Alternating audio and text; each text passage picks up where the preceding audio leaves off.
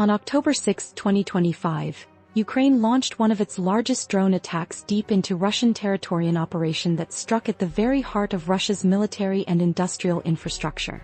Long-range Ukrainian drones reportedly hit multiple high-value targets. The Sverdlov ammunition plant in the Nizhny Novgorod region, an oil terminal in Crimea, a weapons depot belonging to Russia's 18th Combined Arms Army, and several industrial facilities across western Russia. The result: massive explosions, fires, and power outages that rippled through several regions.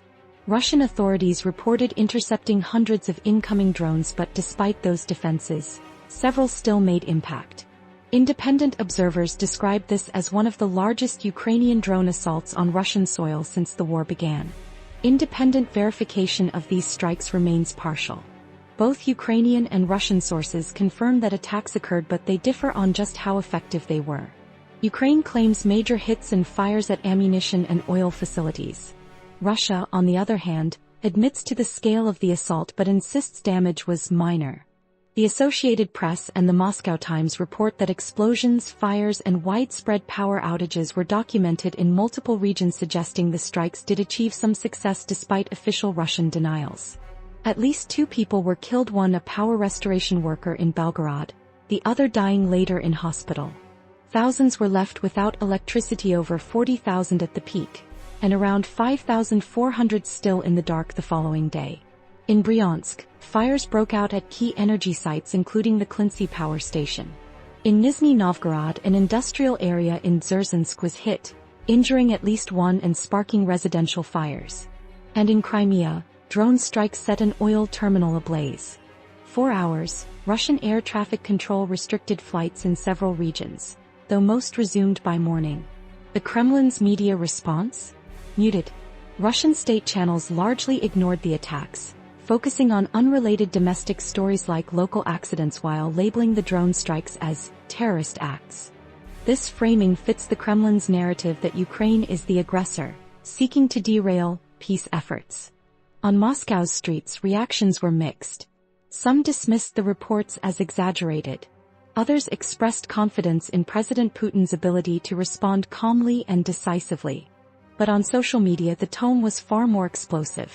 Prominent Russian military bloggers, especially the influential Dva Mayora, or Two Majors, channel, called the Ukrainian strike a humiliation for Russian defenses. Some even urged nuclear retaliation. Others accused military leadership of complacency for leaving aircraft and depots exposed. Strategically, Ukraine's October 6 strike was a bold escalation. It demonstrated Kyiv's growing ability to hit deep inside Russian territory, far beyond the front lines. For Ukraine, the message was clear. Russia's war machine is vulnerable even at home. For Moscow, it was a reminder that its vast air defense network can still be breached. But beneath the official calm, there's growing war fatigue among Russians. Polls show President Putin's approval remains high, between 60 and 75%, a phenomenon known as the Putin consensus. Yet surveys also reveal a shrinking base of war supporters and a rising desire for peace. Around 60% of Russians now favor an immediate ceasefire and negotiations. Most Russians no longer buy into the denazification narrative. Still, censorship and fear of reprisal keep many from voicing dissent publicly.